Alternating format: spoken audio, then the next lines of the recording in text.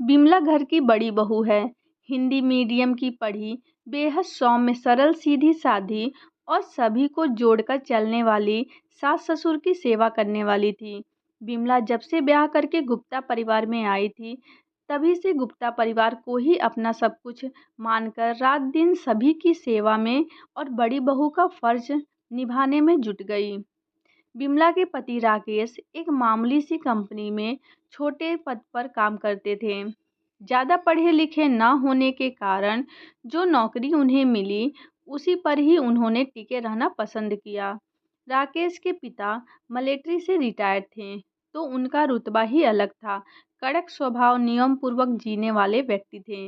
राकेश के पिता के पेंशन से ही घर का खर्च चलता था, इसलिए बिमला की सास का हुक्म भी घर पर चलता था और बिमला को हमेशा रुतबा दिखाती थी। घर में राकेश की माँ जो कह दे, सबको वही मानना पड़ता था और हर दिन अपने पति के पैसों का धौंस जमाती थी। बिमला दुखी तो बहुत होती, पर घर को जोड़ के रखना उसने अपने मायके से सीखा था। बिना कुछ भी कहे चुपचाप सास ससुर की सेवा, ननद के घर आना जाना, लेना देना सब कुछ बिमला ही करती थी।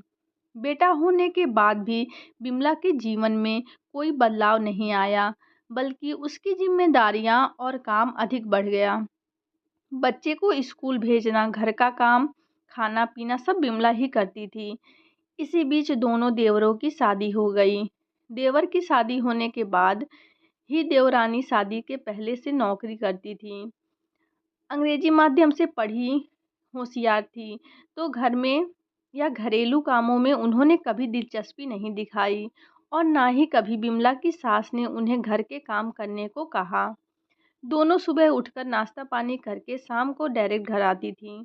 दिन भर सारा काम बिमला के हिस्से में रहता और अगर बिमला कभी कुछ कहना भी चाहे तो सास ताना मार देती थी, तुम घर में पड़ी पड़ी दिन भर करती ही क्या हो। वो दोनों तो 20-20 हजार कमाकर ला रही हैं, अपनी देवरानियों से मेल मिलाप बनाकर चलो। सास के रोज रोज के ताने से थककर बिमला चुपचाप अपना मन मारकर बस जिंदगी को बिना किसी उम्मीद के जिए जा रही थी।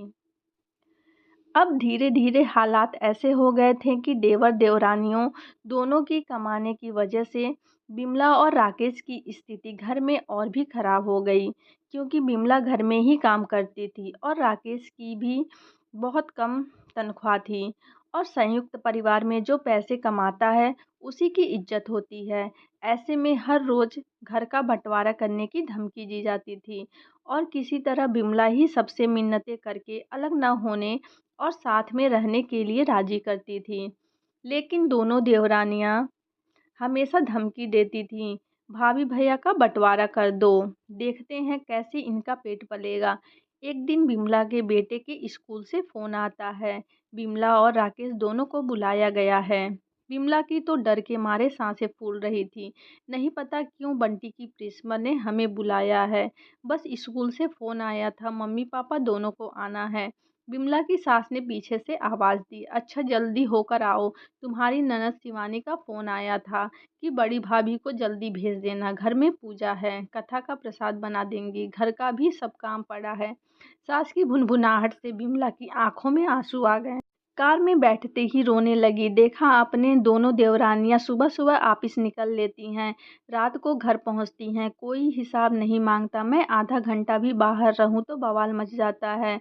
आए दिन दीदी के यहाँ पूजा पाठ, जन्मदिन, बस बड़ी भाभी ही चाहिए काम करने को।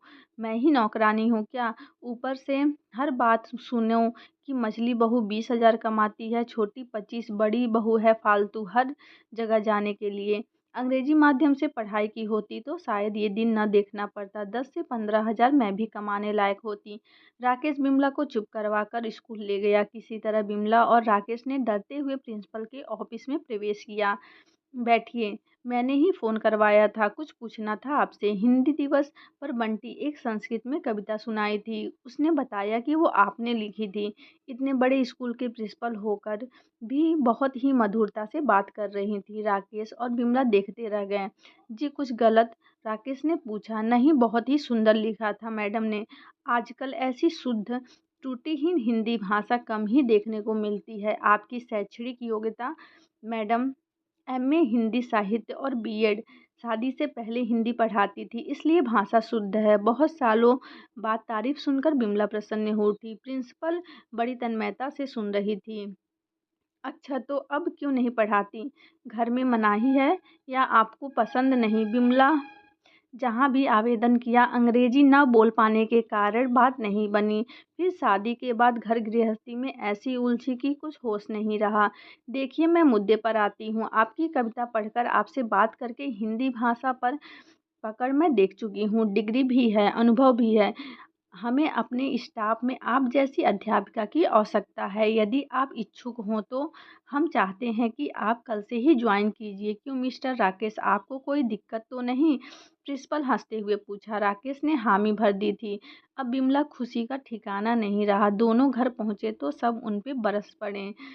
छोटी ननद घूरते हुए बोली, भाभी आप कहाँ थीं? फोन भी बंद था। माँ ने रोटी सेक कर पापा को खिलाई। दीदी के यहाँ भी जाना है आपको। राकेश ने मुस्कुराते हुए बिमला को अपने पास बैठाया। बिमला शिवानी के घर प्रसाद बनाने नहीं जाएगी, सर्टिफिकेट्स वगैरह जमा कराने जाना है। मम्मी, इसको बंटी के स्कूल में नौकरी लग गई है। सभी चौंक गए थे और सास परेशान। अब तो सारी रिश्तेदारियां संकट में पड़ जाएंगी। अब तुम छोटी मोटी 3-4 हज़ार की नौकरी के लिए कहाँ भटकोगी? हटाओ, सास ने कहा। 12वीं क्लास के बच्चों को हिंदी पढ़ाना है मम्मी, 50,000 वेतन मिलेगा। आपकी बड़ी बहू को आशीर्वाद दीजिए। अब तो सास, देवरानी, देवर सबके चेहरे देखने लायक थे, जैसे अब कभी बंटवारा किसी को करना ही नहीं है। बिमला सबकी भाभी हो गई। सब जल्दी से बिमला के आव भगत में लग गए।